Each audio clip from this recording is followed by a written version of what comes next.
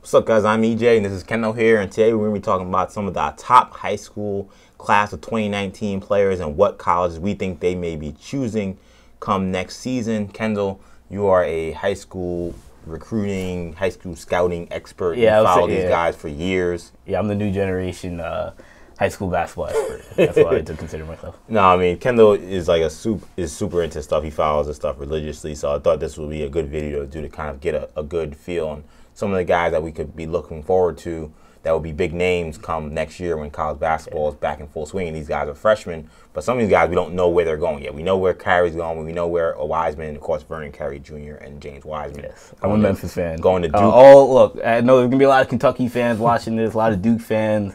I am a Memphis fan, so... Please keep watching. Don't turn off the video. Please keep watching. And visit dislike because you just heard him say look, Kentucky fans, I may have some good things for you guys come this video. Okay, so let's just get not James Wiseman. He's always got to be the villain here. So let's talk about some of these guys here. And I'll go with the first one. What about Cole Anthony, point guard from Queens, went to Archbishop Malloy, now at Oak Hill Academy. He's got various schools. There's been a very weird recruitment with him in terms of the schools that are involved. Where do you see him going? Yeah, Cole Anthony, obviously the son of Greg Anthony, #1 point guard in the country, arguably the best player in the country, depending on who you ask. He's in a situation where he claims he wants to play for a team that can compete for a Final Four. Yeah. You look at the schools on his list. I don't see many Final Four teams on his list. Yeah, did you run down the list? Yeah, so the teams he's looking at, Oregon, UNC, Georgetown, Notre Dame, Wake Forest, Miami. None of those schools have been to the Final Four in recent memory except for North Carolina. Yeah, and Oregon did when they had Jordan. That's true. Oregon. Yeah, that was so that's one fair. hot minute. It was the only time they've been there. Yeah, so two of those teams have been in the Final Four in any recent history. No coincidence, those are the two teams that we've seen that have been like the favorites to get Cole Anthony. Maybe that's why. Maybe he's like, maybe that's kind of the hint of like, where am I going to go? The two teams that have a chance of going to a Final Four. If I were to take a guess, I'm going to say he ends up at North Carolina. Really? You know, I think Oregon is dangerous because of the Nike connection.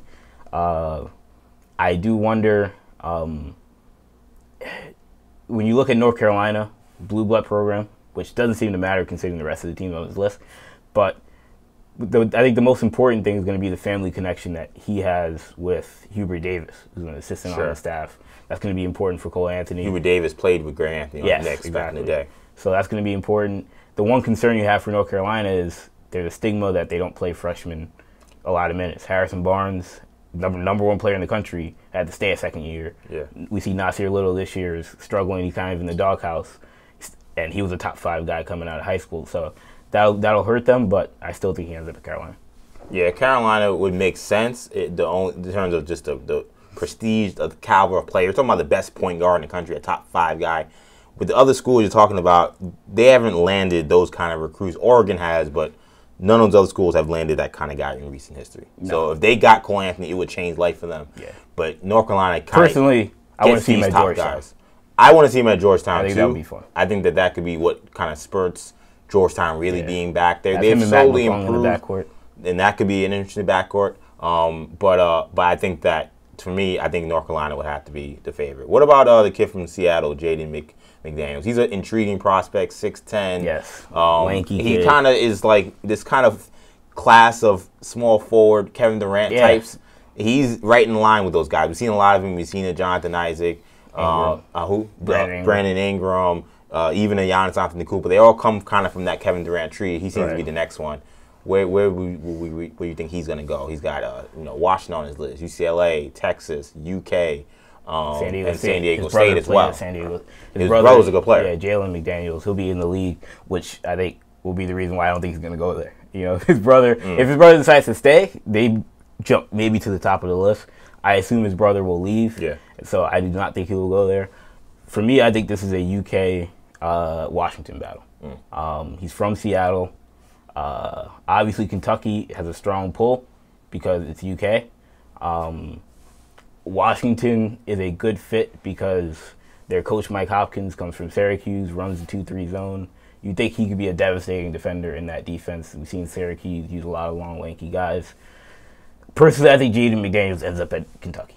I think, see, Kentucky fans I'm partial. I think he ends up at Kentucky. I think, personally, I want to see him at Washington because he's a local kid. I think he would fit in that defense. I think that could help him.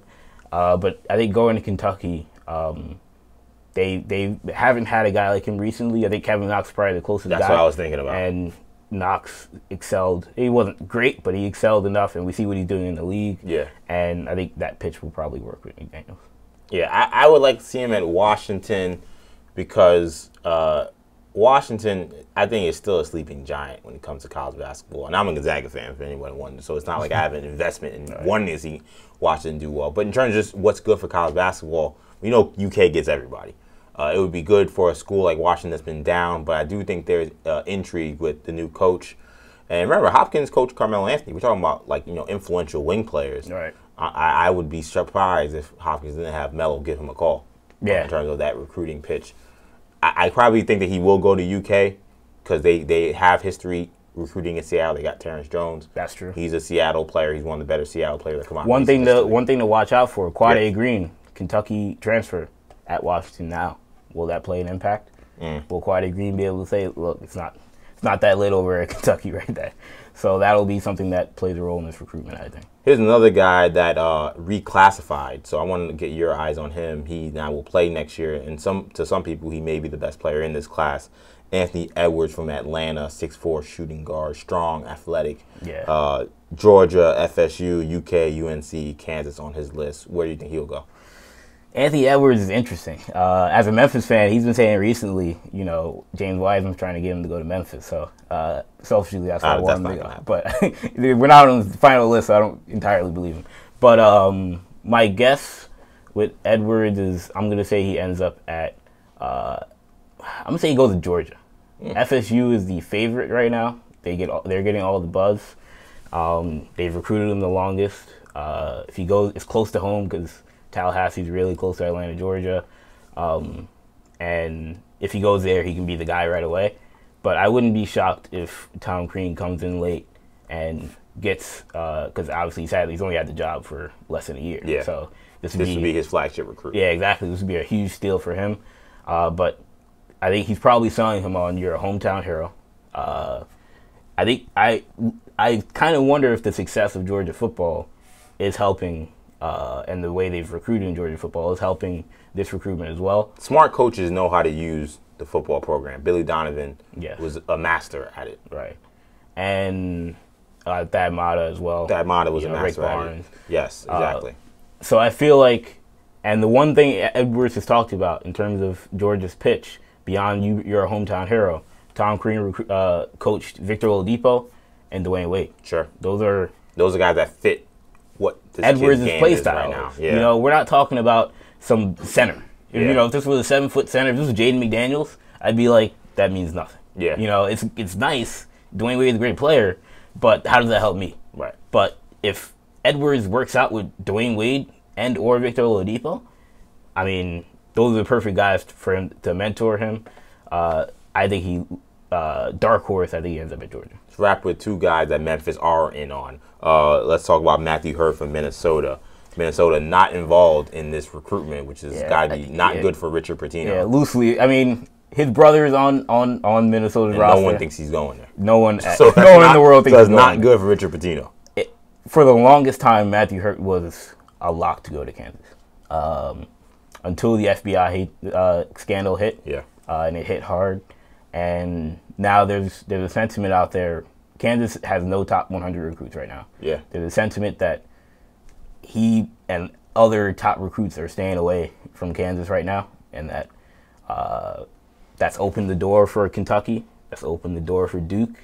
It's opened the door for Memphis even.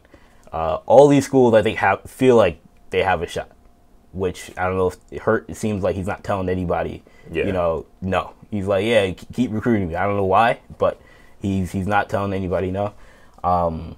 With Memphis, he has a close relationship with Mike Miller that I think will play a role. And he talks about how he likes the fact that they have a lot of NBA guys on their coaching staff with him, Penny, and Sam Mitchell.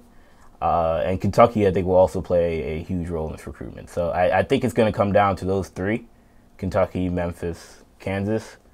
My heart is telling me Memphis, selfishly, but my head is telling me Kentucky. Okay, 30 seconds or less. What about Precious Achiuwa from the Bronx playing at Mount Vernon? Precious Achiuwa is UConn, St. John's, Memphis, Kansas. Where do you think he's going? A lot of it's going to come down to if Memphis gets Trendon Watford, then he's not going to Memphis. Then if that happens, I think he's going to UConn. If they do not, I think he ends up at Memphis. But watch out for St. John's with the way they've played. That could also be a factor. I also root for St. John's as a St. John's fan. I would love to see Precious come back home. Yeah, come back home. Right now he's at Mount Verde in Florida. Get him back home. I would love to see him there. But those are just some of the top players that are making decisions that will be big names next year in the college basketball season. Where do you think some of these guys are going to go? Edwards, Anthony, Hurt. Give a comment on the bottom of this video. Make sure you like this video. Of course, subscribe to our channel, New Generation Media. But for Kendall, I'm EJ. Take it easy.